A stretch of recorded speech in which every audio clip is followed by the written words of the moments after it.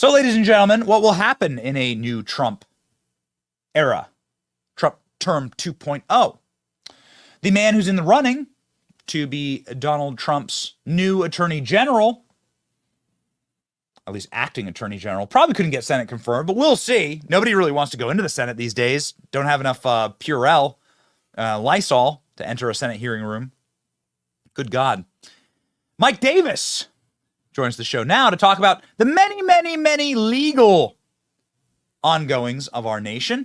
Mike Davis is the president of the Article 3 Project and a strong ally of President Trump.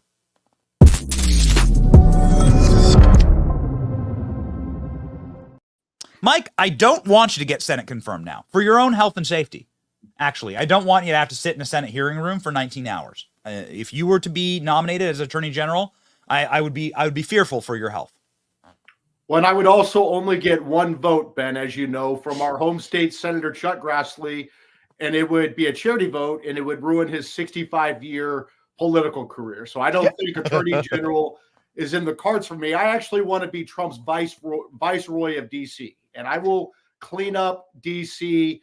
overnight. We will not have any more crime. Carjackings would go away. Murders would go away. It would be cleaned up fast. Ladies and gentlemen, I don't know if we have the actual tweet at hand, but let's go ahead and grab Mike's tweet about this recent news with the Capitol Police saying that they're just not going to charge the staffer for filming hardcore pornography inside of the Senate. Mike, I just wanted to give you a chance to break this down from a legal perspective, because there's a lot of people dunking on it, right? Oh, you're going after January 6ers, but you're not going after this guy. But nobody's like coming at it from a legal perspective as to why or how or what you should charge this individual for. For those of you unfamiliar with this, we've had a hard time covering it because the image and graphics of it would get the show taken down because a staffer went in and filmed hardcore pornography, posted it publicly inside of a Senate hearing room.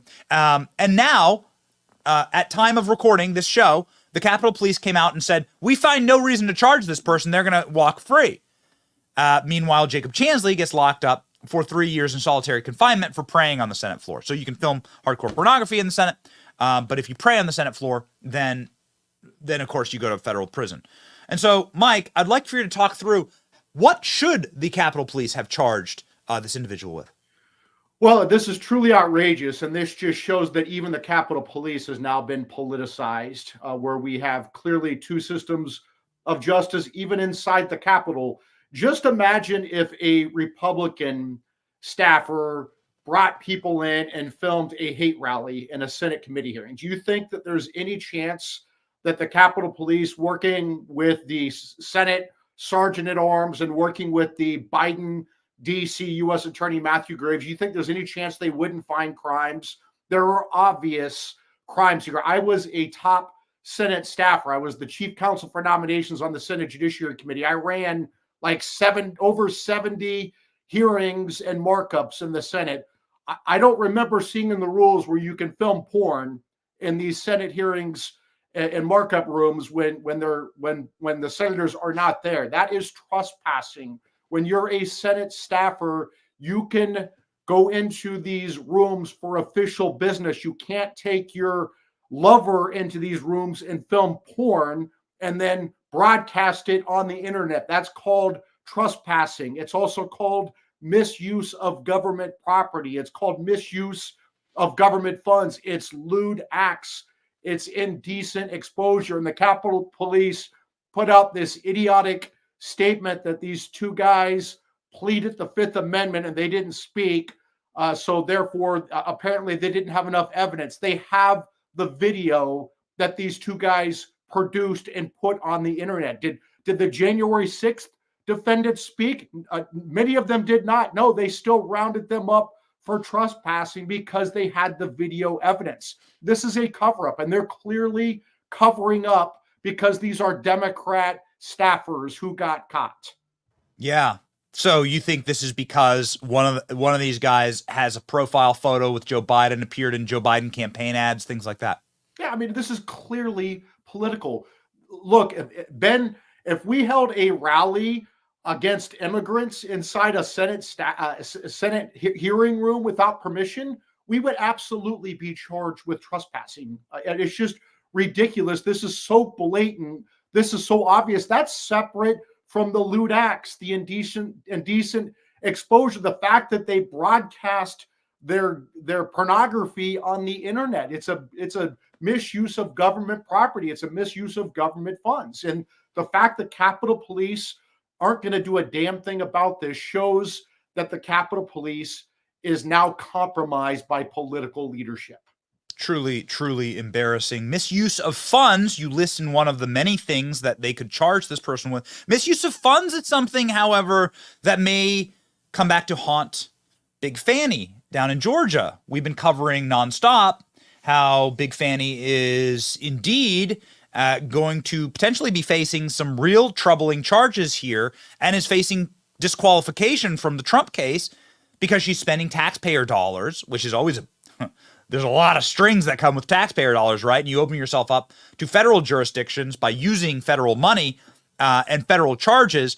She's using that money on laptops, swag, vacations to Napa, Carnival Cruise Lines with Loverboy, but then also firing whistleblowers in her office that are saying this is all going on. This seems like it may be a very, very bad deal for Fani Willis. Maybe we'll have to see Donald Trump in office to see charges against Fani Willis, but I presume you've been covering this case and watching it closely. Can you give me your legal perspective on what's happening in Georgia? On January 10th, 2024, more than 2 weeks ago, Congresswoman Marjorie Taylor Greene sent a criminal referral to Georgia Governor Brian Kemp and Georgia Attorney General Chris Carr to exercise their statutory power, their statutory duty, and open a criminal probe on this Democrat Fulton County DA, Fani Willis. She allegedly used COVID funds and Fulton County funds to illegally hire her unqualified secret boyfriend who has never tried a felony case to bring this political, unprecedented RICO felony case against President Trump and 18 co-defendants. She paid her boyfriend, her alleged boyfriends, substantially more than she paid other special prosecutors who were actually qualified, and she allegedly took illegal kickbacks in the form of these lavish trips around the world, Caribbean cruises and Napa. So it sounds like Big Fanny sold her fanny to her boyfriends on taxpayer dime. And Governor Kemp and Chris Carr, these two weakling Republicans down in Georgia, need to open a criminal probe. Article3project.org has an action page on this right now. You can go to article3project.org and click on action, and then click on the Fani Willis action page. It will show you how you click a button. It will call Kemp's office. It will call Carr's office. You can email them. You can light them up on social media. We need them to open a criminal probe here on this obvious corruption, obvious politicized and weaponized Justice Department. She even paid her boyfriend to meet with the Biden White House twice before they brought this political prosecution against President Trump and 18 co-defendants. Serious question for you here, Mike. Do you think that Fani Willis will get hard time for giving the taxpayers the shaft? I don't, she should, because Marjorie Taylor Greene laid out several potential state charges under Georgia criminal law. There's a violation of public oath, bribery, improper influence of government official, racketeering, false statements and concealment, Fulton County's gift ban. There are so many potential charges, but Governor Kemp hates President Trump, and he knows that Fani Willis is the one person who can make President Trump's life hell between now and November 5th, 2024. Governor Kemp needs to put aside his Trump derangement and do his damn job, and so should his little coward Attorney General, Chris Carr. It seems like if Fani Willis got an opportunity to face a Trump Department of Justice that was actually focused on justice and not on equal application of the law for political gain, that the misuse of federal funds and then the firing of whistleblowers that tried to alert those to the misuse of the federal funds, she would be facing potentially federal charges here then.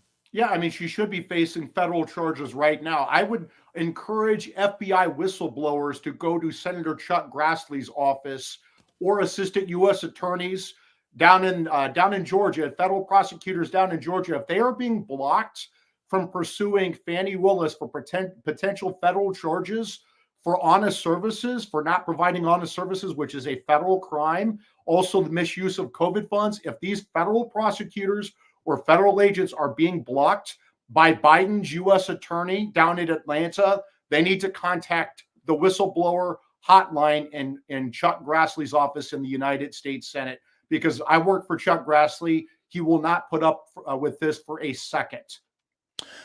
We thank you, Mike, for your effort in spanking Big Fanny, and we hope she gets a pounding in court. Oh, God. Thank you, Ben. I've been sprinkling in the puns the whole interview, and we finally caught up. Okay, so final takeaway. Donald Trump's very close with you. Obviously, you're somebody who has put some of the best Supreme Court justices on the court. The court has a number of big cases that lie before it, but specifically the question about taking Donald Trump off the ballot.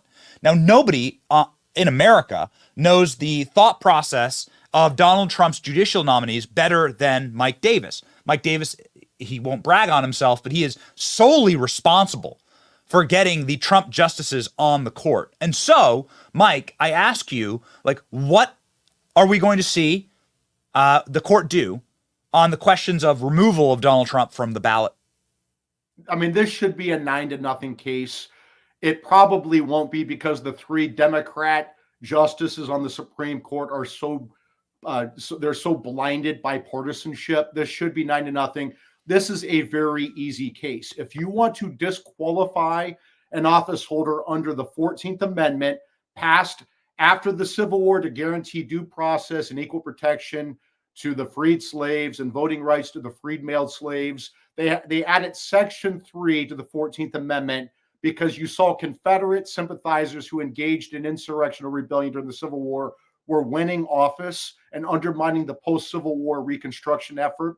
And so what you have to do under 155-year-old case law by then Chief Justice Solomon Chase is Congress has to pass a federal criminal statute for insurrection or rebellion, which Congress did more than 150 years ago. You have to bring federal charges. Jack Smith would have to bring federal charges for insurrection or rebellion, which he has not done, despite bringing charges for just about everything else, because the evidence does not exist. How many insurrectionists go unarmed into a nation's capital, get to the Senate floor, walk through velvet ropes, follow police direction, and don't burn down the damn place? January 6th was a lawful protest that got out of hand and devolved into a riot. It was not an insurrection, or Trump would have been charged with insurrection. But you bring federal charges for insurrection, a federal grand jury indicts, a federal jury finds guilt with the evidence beyond a reasonable doubt, a federal judge convicts, that conviction is upheld on appeal. That's the only way to disqualify under Section 3 of the 14th Amendment. And that is such an easy case for the Supreme Court to resolve. When it comes to the Texas barbed wire case, many people had their eyebrows raised a little bit by Amy Coney Barrett. I just wanted to get your snap take on that, because I haven't been able to ask, and I'm actually interested to know. Yeah, I'm dumbfounded by this one, because Amy Coney Barrett just 2 years ago put out this statement saying that they shouldn't decide these merits cases on the emergency docket, or what the Democrats call the shadow docket. And she said that if you want to decide these big important cases, you should do it through the regular process, where you grant cert, you have oral argument, you have briefing, you have deliberations. You don't do midnight rulings, snap decisions, and rule on these weighty constitutional issues without going through the regular process. And that's exactly what the Chief Justice and Amy Coney Barrett and the 3 libs did with this case. They got the law just completely wrong. And frankly, Amy Coney Barrett should be ashamed of herself. She's being a total hypocrite here. She just went against what she said 2 years ago. And maybe she should stop being fearful of these left-wing protesters and do her damn job. She has lifetime tenure. She has pay protection. She has U.S. Marshals. Do your job, Amy. Yeah. The final thing, the ruling about the agencies, you have to. This is the big one that's coming up. The ruling about federal agencies and the power that they have.